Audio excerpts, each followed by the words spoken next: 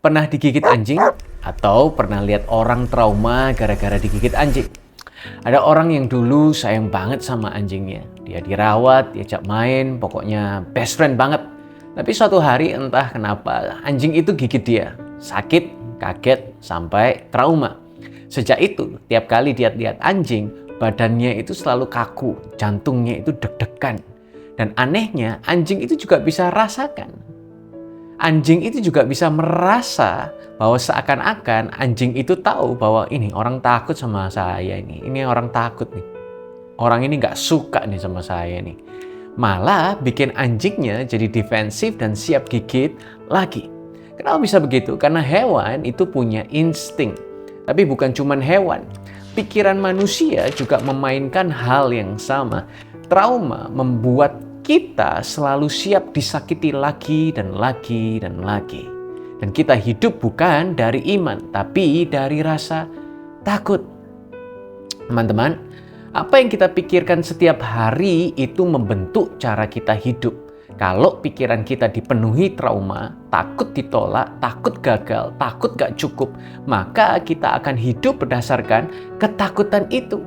Firman Tuhan bilang begini, di Amsal 23 ayat yang ke-7, sebab sebagaimana ia berpikir dalam hatinya, demikian jugalah ia. Jadi pikiran itu ibarat kacamata. Kalau kacamata kita retak karena trauma, semua yang kita lihat itu akan kayak pecah-pecah. Padahal aslinya belum tentu kayak begitu. Dan ini permainan daripada musuh. Tahu nggak, iblis selalu lempar pikiran-pikiran kecil ke dalam kepala kita. Gak usah yang besar, cukup bisikan begini. Kamu itu pasti gak cukup, kamu pasti gagal lagi.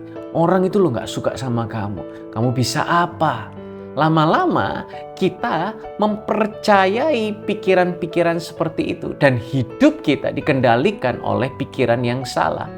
Yesus bilang iblis itu adalah bapa segala dusta, Yohanes 8 ayat 44. Artinya medan perang utama kita itu bukan di luar, tetapi ada di dalam pikiran kita. Roma 12 ayat yang kedua, sana dikatakan, janganlah menjadi serupa dengan orang-orang di dunia ini, tapi biarlah kamu diubahkan oleh pembaharuan pikiranmu, agar kamu dapat mengenal kehendak Elohim yang baik, yang berkenan, dan yang sempurna.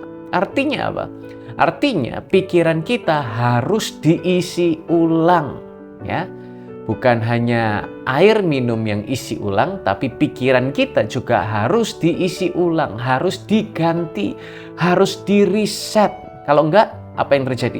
Kalau tidak, kita akan terus-menerus hidup dari trauma kepada trauma yang lain.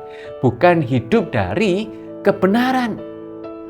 Jadi pertanyaannya simple. Apa yang kamu pikirkan setiap hari? Apa yang kita pikirkan setiap hari?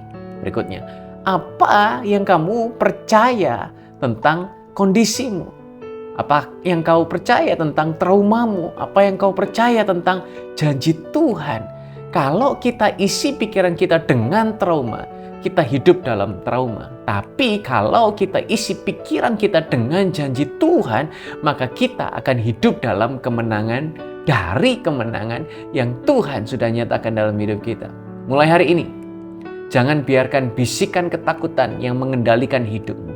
Saat rasa takut datang, ucapkan lebih keras janji Tuhan. Saat trauma muncul, deklarasikan firman Tuhan, bukan luka yang sedang engkau alami. Yuk ucapkan sama-sama, aku bukan ditentukan oleh traumaku. Aku ditentukan oleh firman Tuhan. Aku punya pikiran Kristus, bukan pikiran takut. Hari ini aku percaya janji Tuhan, bukan bisikan iblis, dalam nama Yesus. Kalau firman ini memberkati kamu, jangan simpan sendiri. Share ke teman, keluarga yang lagi berjuang dengan rasa takut mereka atau trauma yang sedang mereka hadapi. Jangan lupa subscribe supaya kamu gak ketinggalan pesan berikutnya. Kita terus belajar bareng supaya hidup kita bukan dikendalikan ketakutan, tapi dipenuhi oleh firman Tuhan. Tuhan Yesus memberkati.